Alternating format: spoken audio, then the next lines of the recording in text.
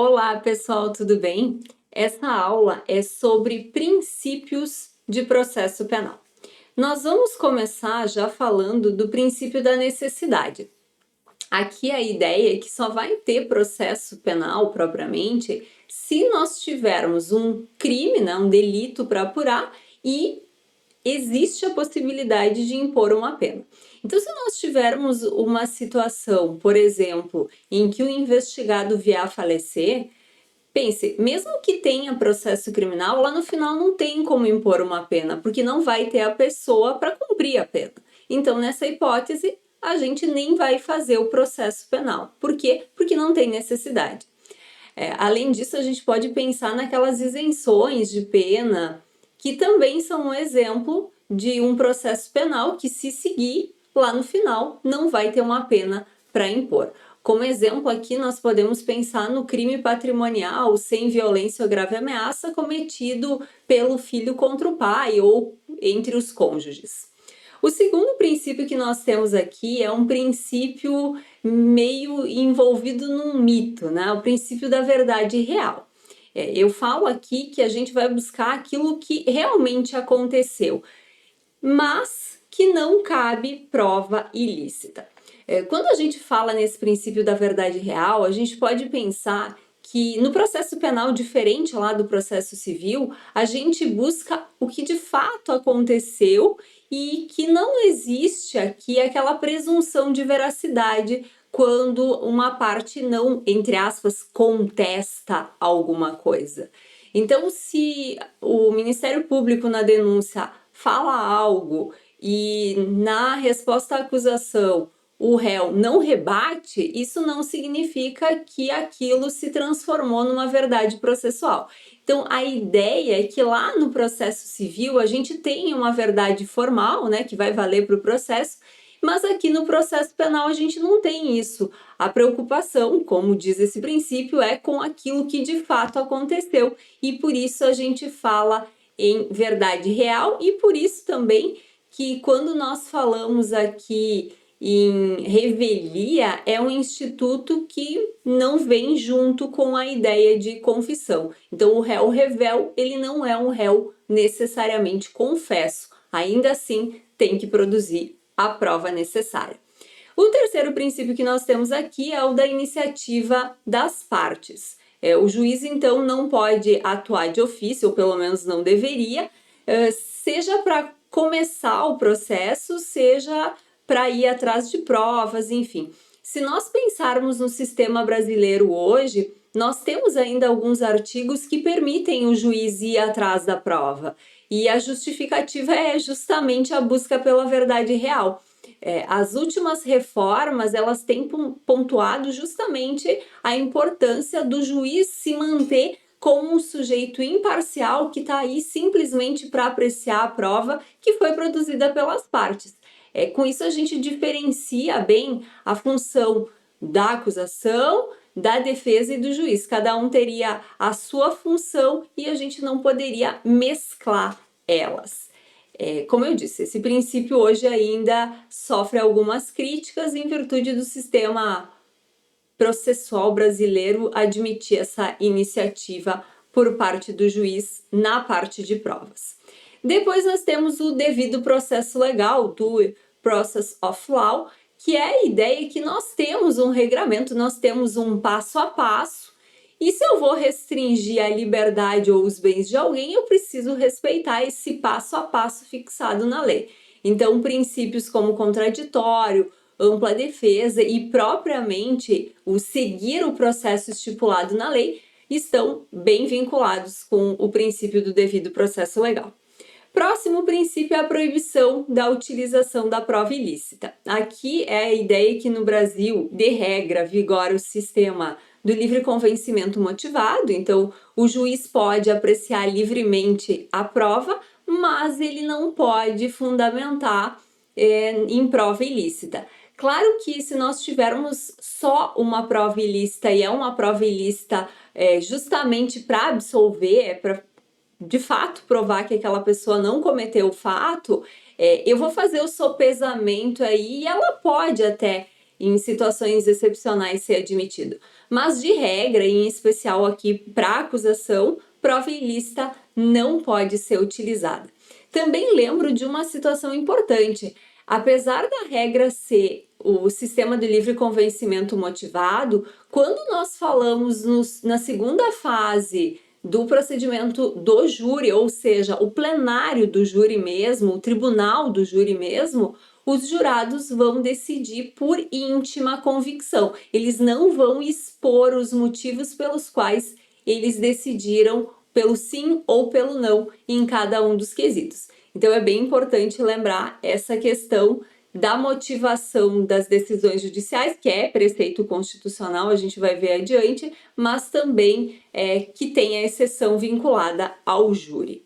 Depois disso, nós temos o próximo princípio como presunção de inocência, estado de inocência ou princípio da não culpabilidade. Também esse princípio tem raiz na Constituição Federal, e aqui o que eu lembro a gente vai tratar como inocente toda pessoa que está sendo investigada, que está sendo processada criminalmente, e mesmo aquela pessoa que já teve uma condenação, mas a condenação ainda não transitou em julgado.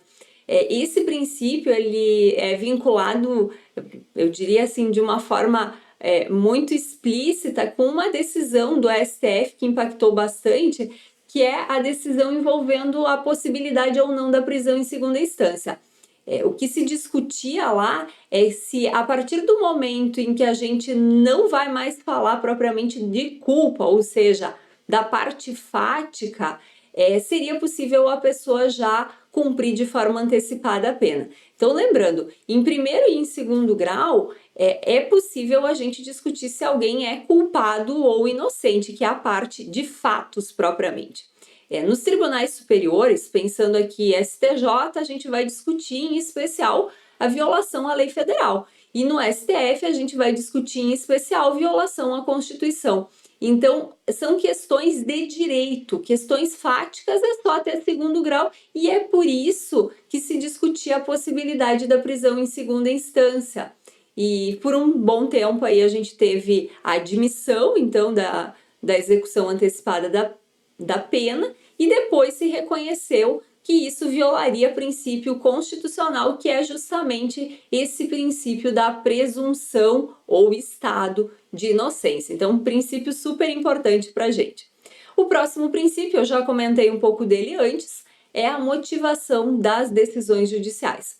A gente tem, como eu disse, fundamento constitucional lá no artigo 93, inciso 9 da Constituição, mas tem também uma alteração importante dentro do Código de Processo Penal, que está lá no artigo 315, em especial o parágrafo 2º, que vai falar sobre situações que hoje a gente considera que a decisão não é fundamentada quando, por exemplo, não enfrenta todas as teses expostas pela acusação ou pela defesa e que poderiam fazer o julgador chegar a uma conclusão diferente.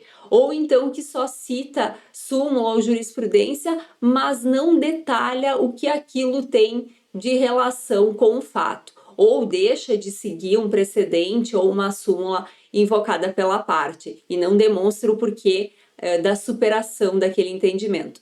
Então é bem importante fazer uma leitura do parágrafo 2º do artigo 315 do Código Penal e, junto com ele, linkar esse princípio constitucional.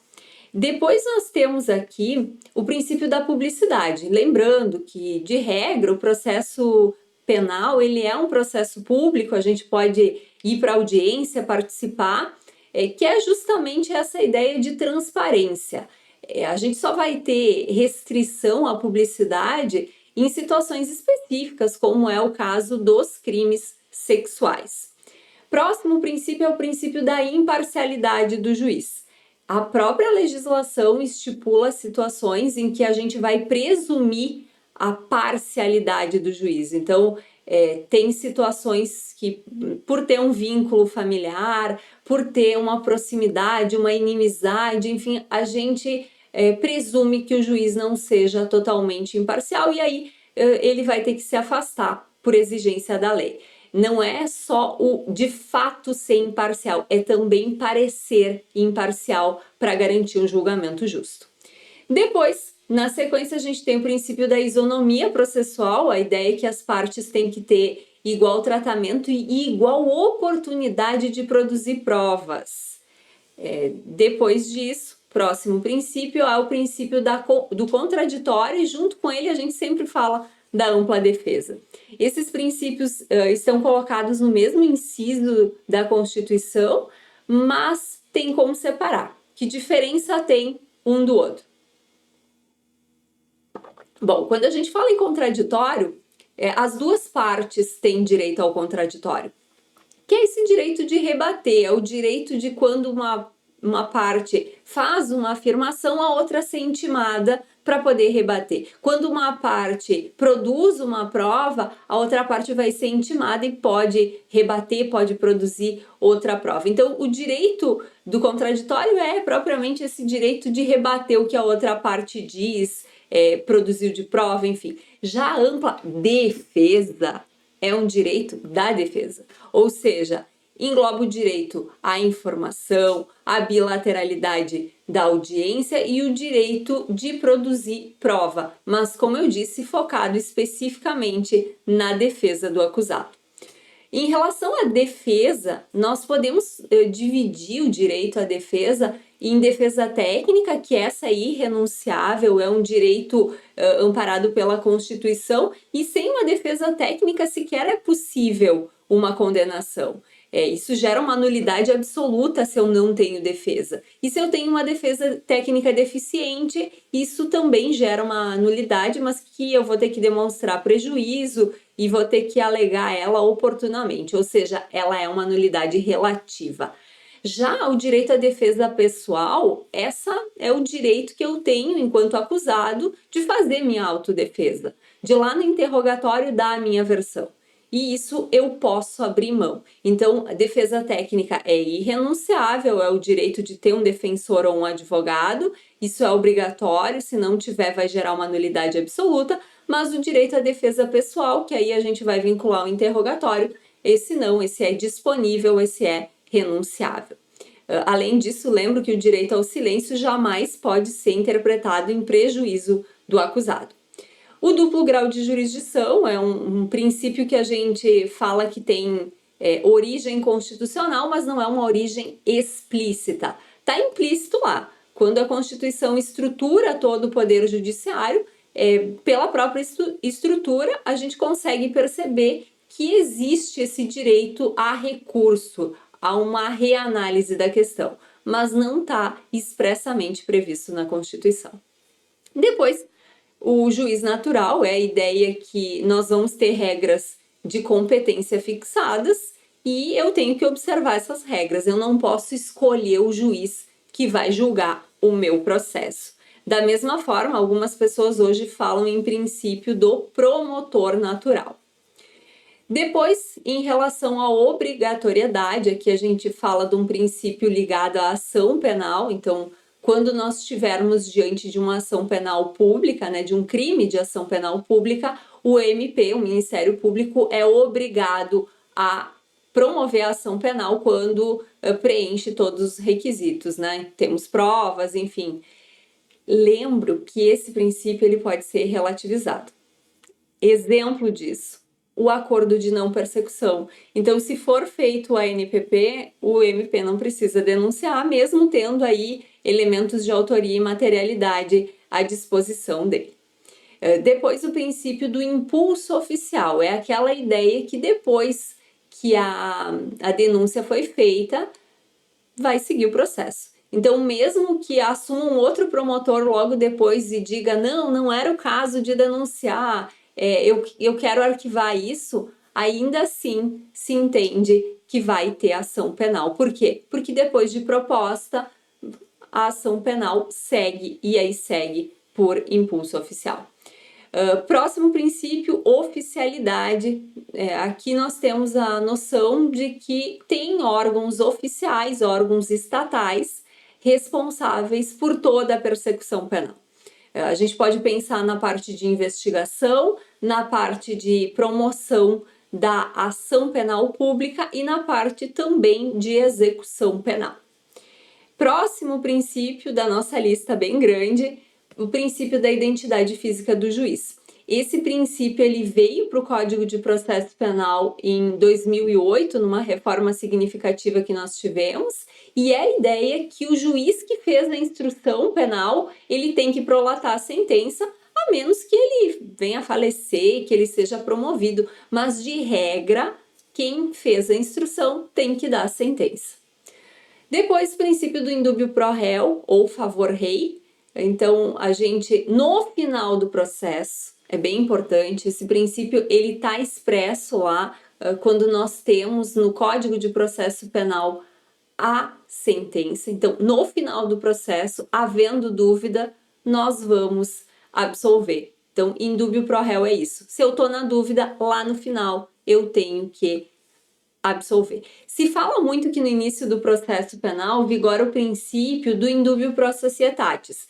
Muita gente questiona isso porque não tem nenhuma base legal para esse princípio. Então, ele seria um pseudo-princípio. Nós temos decisões recentes de ministros do STJ, eu cito como exemplo o Rogério Schietti, que dizem abertamente que o indúbio pro societatis seria um pseudo-princípio justamente porque ele não tem respaldo jurídico algum, não tem base legal, diversamente do princípio do indúbio pro réu, que aí, como eu disse, consta sim, mas consta lá na parte da sentença.